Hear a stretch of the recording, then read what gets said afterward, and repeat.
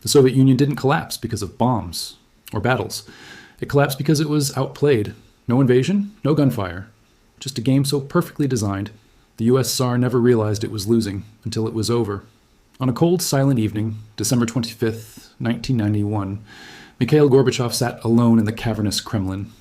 The only sound was the scratch of his pen. With a few strokes, he erased a superpower from the map of the world.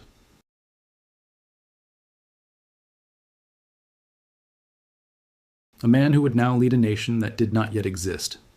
The next night, under a winter-dark Moscow sky, soldiers slowly lowered the red hammer and sickle flag from the Kremlin dome for the final time.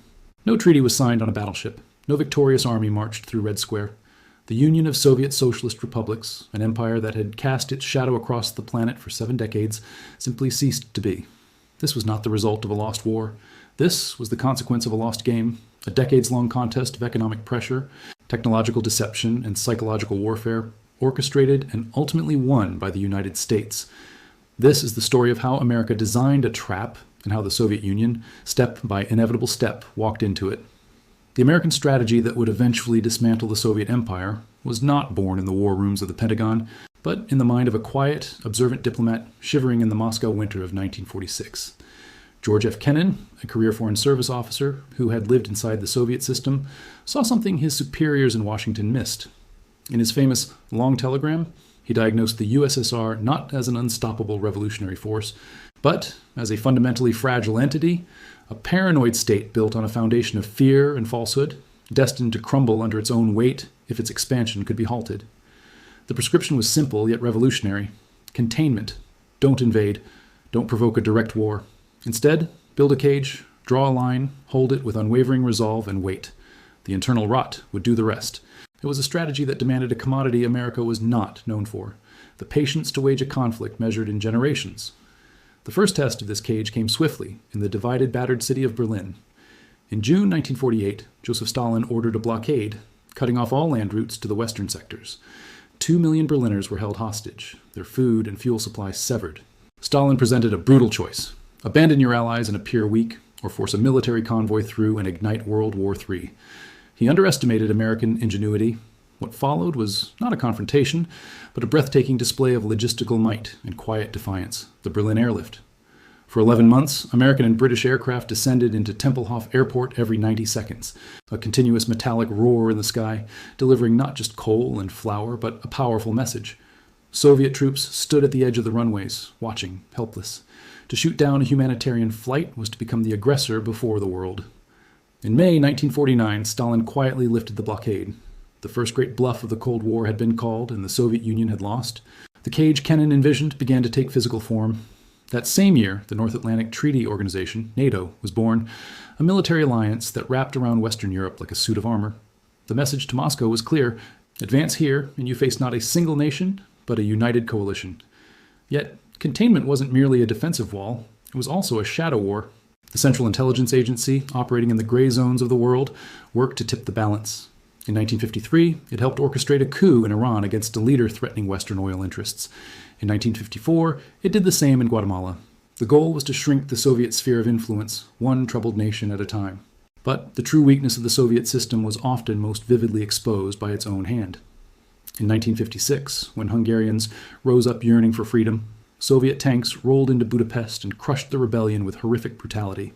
The West watched, horrified, but did not intervene militarily. They didn't need to. The global broadcast of Soviet violence was a propaganda catastrophe for Moscow. It revealed the iron fist inside the velvet glove of socialist brotherhood. Meanwhile, in 1961, the Soviets constructed the ultimate admission of failure: the Berlin Wall. It wasn't built to keep Westerners out, but to imprison their own citizens in. The workers' paradise had to mortar its workers inside.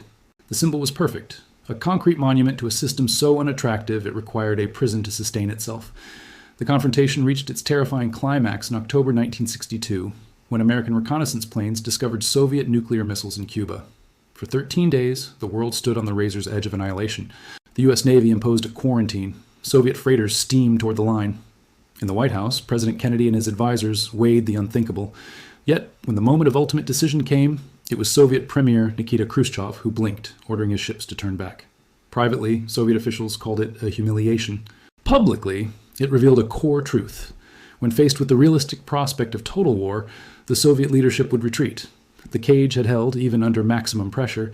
The strategy of containment had survived its greatest trial, but the game was about to evolve into a far more expensive and technologically devastating arena. The cage was built, the first bluffs were called, and the world had stared into the nuclear abyss. But what happens next will change everything. The United States was about to discover that the most effective weapons weren't missiles or tanks, but microchips, rock music, and a simple, devastating economic truth. The next move would lure the Soviets into a race they could never hope to win. By the 1970s, the cracks in the Soviet monolith were no longer superficial. They were structural, spreading like fault lines through the foundation of the empire. The command economy, the proud engine meant to prove socialism's superiority, was stalling. It could not produce enough grain to feed its own people. The Kremlin was forced to swallow its pride and buy millions of tons of wheat from its capitalist arch-enemy, the United States. The breadbasket of socialism was on permanent welfare from the capitalist West. Meanwhile, the supposed allied nations of Eastern Europe had become not assets, but massive economic burdens, sucking resources from Moscow to prop up their inefficient, resentful satellite regimes. In a moment of historic irony, the Soviets helped forge a key to their own undoing. The 1975 Helsinki Accords, signed by the USSR in exchange for Western recognition of its European borders, contained clauses on human rights and freedom of information. The Kremlin saw these as meaningless concessions, the cost of doing diplomatic business. They were catastrophically wrong. Those words became a weapon. Dissidents in Czechoslovakia, Poland, and across the bloc formed Helsinki watch groups, holding their own governments accountable to promises signed in Moscow. The Soviets had inadvertently authored a charter for their own opposition. Then in 1979, the Soviet Union committed a strategic blunder of epic proportions, marching 80,000 troops into Afghanistan to support a failing communist regime. They envisioned a quick surgical strike. Instead, they stepped into a centuries-old graveyard of empires. The mountainous terrain and fierce resistance of the Mujahideen fighters turned the invasion into a quagmire. America saw its opportunity. Through the CIA's Operation Cyclone, billions of dollars and vast quantities of weapons, most consequentially, Stinger anti-aircraft missiles, flowed to the Afghan resistance.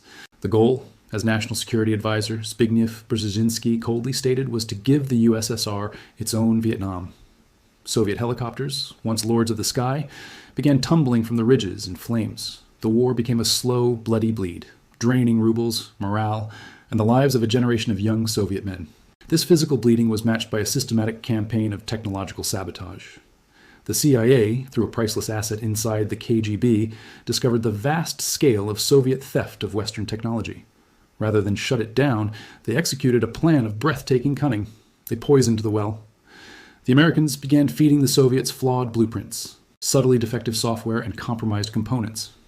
In 1982, tampered software on a Siberian natural gas pipeline caused the largest non-nuclear explosion in history, a fireball seen from space. Soviet engineers could never be sure if the technology they had stolen was a gift or a trap, crippling their ability to modernize. Enter Ronald Reagan in 1981 with a radical new objective, not to manage the Cold War, but to win it. He unleashed a deliberate, overwhelming arms buildup, knowing the Soviet economy, less than half the size of America's, could not keep pace. While the U.S. spent about 6% of its GDP on defense, the USSR was forced to expend a crushing 25% just to stay in the game. Then, in 1983, Reagan announced the Strategic Defense Initiative, SDI, Star Wars, a futuristic vision of space-based lasers shooting down missiles. Whether it was scientifically feasible was almost irrelevant. What mattered was that the Soviet leadership believed it might be possible, and they knew with cold certainty they could never afford to match it. The economic noose was tightening. And then, America pulled the rope on the most crucial strand of all. In 1985, the Reagan administration quietly persuaded Saudi Arabia to flood the global oil market. The price of crude, the lifeblood of Soviet hard currency earnings, collapsed from over $30 a barrel to under $10. Almost overnight, the financial oxygen sustaining the Soviet state was sucked out. They could no longer afford to import grain or technology. The empire was being bankrupted by an invisible hand. The Soviets were bleeding in Afghanistan, bankrupted by oil prices, and drowning in a technological arms race they couldn't win. But this is where the video takes a shocking turn. The final killing blows would not come from spies or sanctions, but from blue jeans, rock and roll, and a truth so powerful it would shatter the Iron Curtain from the inside out. The next part reveals the psychological war that truly broke the Soviet spirit. While the Soviet state was being economically strangled and militarily bled, America waged a parallel, quieter war for the most important territory of all, the human heart. This was a battle of ideas and images waged on wavelengths and silver screens. Radio Free Europe and Voice of America beamed uncensored news, jazz, and rock music through the static of Soviet jammers. The signal was often fuzzy, but the message was clear. Your government is lying to you. There's a world beyond the wall where people speak freely, dress as they wish, and live in abundance. Blue jeans became not just clothing, but contraband symbols of liberty. Bootlegged Hollywood films on grainy videotape showed Soviets a version of life their system could never deliver, not of class struggle, but of supermarkets, open roads, and smiling prosperity. The psychological blows were public and humiliating.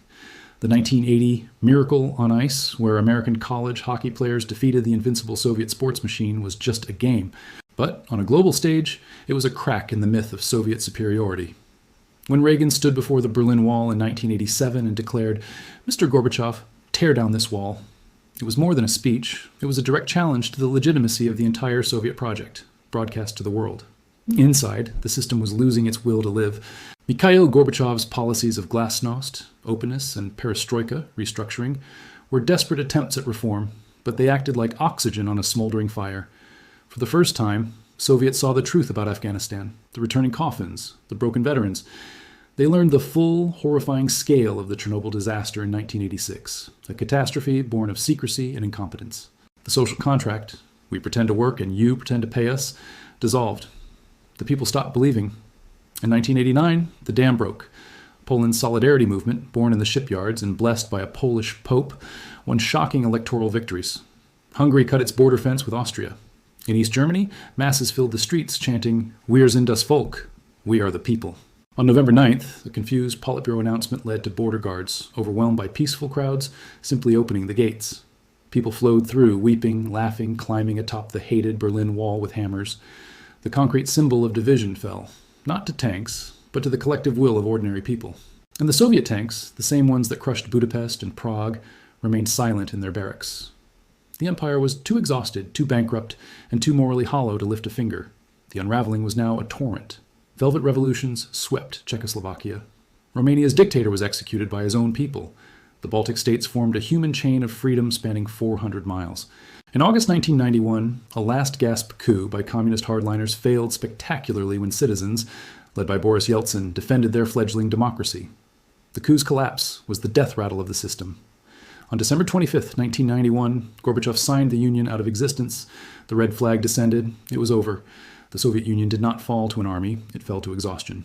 It collapsed under the weight of its own lies, bankrupted by an economic race it was designed to lose, out-innovated by a culture of freedom it could not replicate, and abandoned by its own people who finally stopped believing in the promised future. The United States did not win with a single decisive battle. It won by designing a multi-decade game, a relentless, patient campaign of containment, economic pressure, technological deception, and psychological warfare. America spent the USSR into oblivion, trapped it in unwinnable conflicts, corrupted its stolen progress, and most importantly, offered a compelling alternative vision of human destiny. The Cold War proved that the most profound victories are not always seized on battlefields. Sometimes they are secured in the quiet patience to let a corrupt idea consume itself, while tirelessly strengthening the foundations of your own society. It was a war won not with the weapons that destroy bodies, but with the tools that shape minds and economies.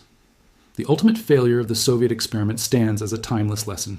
No empire built on fear, falsehood, and the suppression of the human spirit can endure.